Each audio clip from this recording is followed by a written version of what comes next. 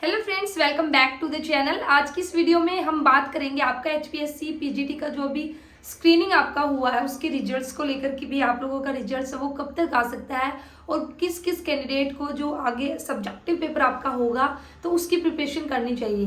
तो देखिए, अभी 9-10 सितंबर को जो भी जिन भी पीजीटी का स्क्रीनिंग हुआ है तो स्क्रीनिंग के बाद आपका जो सेकेंड स्टेप है वो क्या रहेगा।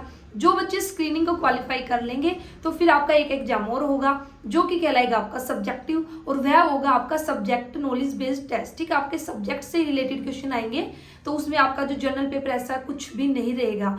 तो अभी जो रिजल्ट्स की बात करते हैं तो फर्स्ट क्वेश्चन है जो बच्चे बार बार पूछ भी रहे हैं कि भी हमारा रिजल्ट है वो कब आएगा, कब तक आ जाएगा। और इसी के साथ ही सेकंड क्वेश्चन ये भी है कि भी हम अपनी तैयारी उसको स्टार्ट करें या ना करें, अभी स्टार्ट करें या फिर रिजल्ट्स आने के बाद हम स्टार्ट करें। तो देखिए, रिजल्ट्स की अगर मैं बात करती हूँ तो पूरे चांसेस है कि भी आप लोगों का जो रिजल्ट है ना वो सितंबर के अंदर ही आ जाएगा। तो अभी सितंबर का टाइम ही कितना बचा है, तो 10-15 दिन मुश्किल से बचे हैं। तो सितंबर लास्ट तक पूरे चांसेस है कि भी आप लोगों का रिजल्ट आ जाएगा, और ज्यादा से ज्यादा खींचेगा तो अक्टूबर फर्स्ट वीक में आ जाएगा। लेकिन पूरे चांसेस अभी सितंबर में आप लोगों को रिजल्ट देखने को मिल जाएगा। ऐसा क्यों? क्योंकि अभी 20 सितंबर तक तो आपके कुछ पेपर है जो सब्जेक्टिव पेपर आपके चले हुए हैं। तो जैसे ही आपका 20 सितंबर के आपके जो पेपर है ये कंप्लीट होंगे तो पूरे चांसेस है कि भी तुरंत बाद उसका आप लोगों का जो रिजल्ट है वो डिक्लेयर कर दिया जाएगा।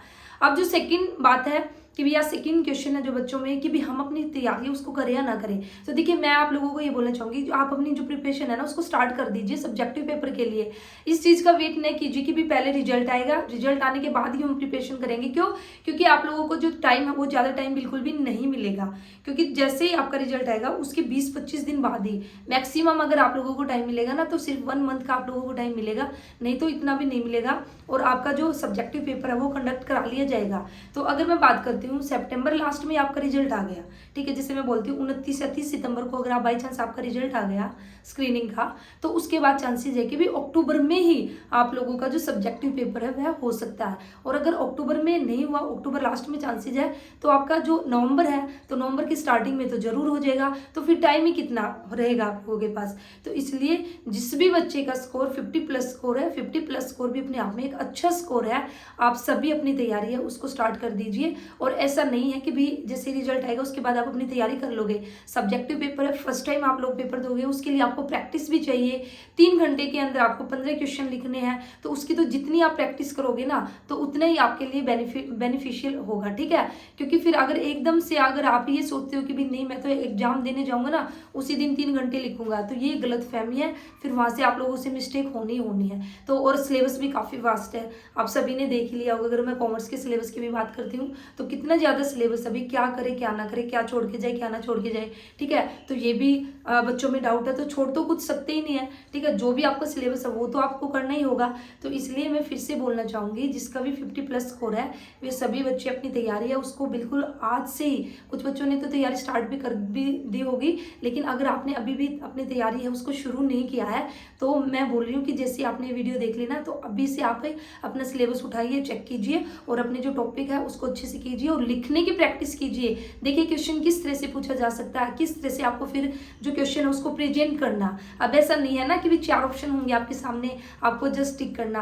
अब आपको बिल्कुल एक अच्छे फॉर्मेट में आपको जो क्वेश्चन है उसको आप जो आंसर होगा आपको प्रेजेंट करना होगा कि भी पहले इंट्रोडक्शन आएगा, फिर हमें उसका फीचर्स वगैरह लिखना, ये किस तरह से हमें जो अपना आंसर है वो हमें देना, किस तरह से हमें उसको प्रेजेंट करना है, डिपेंड करेगा क्वेश्चन के ऊपर भी क्वेश्चन आपसे कैसे पूछा गया। ऐसे थोड़ी ना आप ऐसे कुछ भी लिख के आ जाओगे और आपको मार्क्स मिल जाएंगे, जी नहीं। ये आपका कॉम्पिटेटिव एग्जाम है, ये जो आपका सब्जेक्टिव होगा इससे आपका सिलेक्शन होगा, ये आपको नौकरी दिलाएगा। तो ऐसा नहीं है जो हमने एकेडमिक में किया था कॉलेज टाइम में हमने कि बस भी हमने हेडिंग लिख दी और हेडिंग के अंदर हमने अपनी फैमिली के नेम लिख दिए और काम चल गया और हमें मार्क्स मिल गए। ऐसा नहीं है, जो जितना अच्छा प्रेजेंट करेगा, जितना अच्छा अपने विचार रखेगा, जितने अच्छे से एक्सप्लेन करेगा, कम शब्दों में ज्यादा से ज्यादा बताने की कोशिश करेगा, तो कहीं ना कहीं वही अपना जो सिलेक्शन उसको ले पाएगा।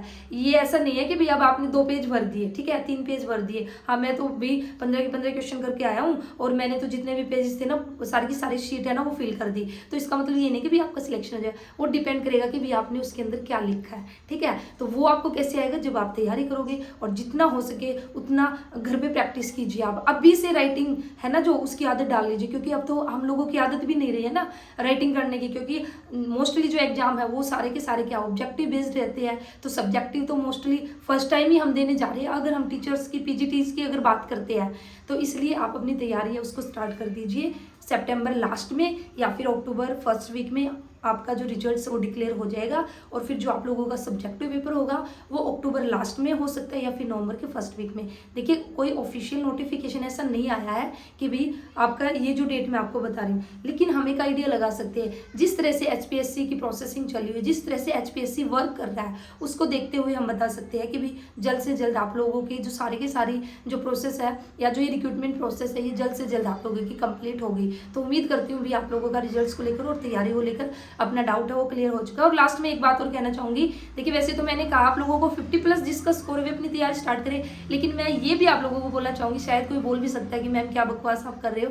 देखिए जो एचपीएससी है उसने जो मिनिमम क्राइटेरिया क्या रखा है 25 रखा है, तो भाई जिसका भी 25+ स्कोर है ना, तो मैं तो आप लोगों को ये बोलना चाहूंगी वे सभी आप अपनी तैयारी कीजिए। जिसका भी 25% से अबव स्कोर है वे सभी कीजिए, क्योंकि किसी को भी ये नहीं पता कि भाई कितने बच्चों ने एग्जाम दिया है कि आपका, ठीक है, जिस सीट्स का तो सबको पता है, लेकिन ये नहीं पता कितने बच्चों ने एग्जाम दिया। तो ये तो कोई जरूरी नहीं है ना कि भाई जिसका 60+ है 70+ है इतनी कट ऑफ जाएगी। मे भी हो सकता है कम कैंडिडेट ने अप्लाई किया, तो कम कैंडिडेट ने अगर अप्लाई किया होगा तो फिर तो डेफिनेटली सीधी सी बात है कि भाई आपका जो 25% जो इन्होंने मिनिमम रखा वो इसी वजह से रखा है ताकि सीट्स है वो खाली ना रहे, ठीक है, ज़्यादा से ज़्यादा जो बच्चे हैं उनको मौका मिले। तो सभी तैयारी कीजिए और अपनी अच्छे से कीजिए। तो चलिए फिर मिलते हैं नेक्स्ट वीडियो में। All the best, thank you.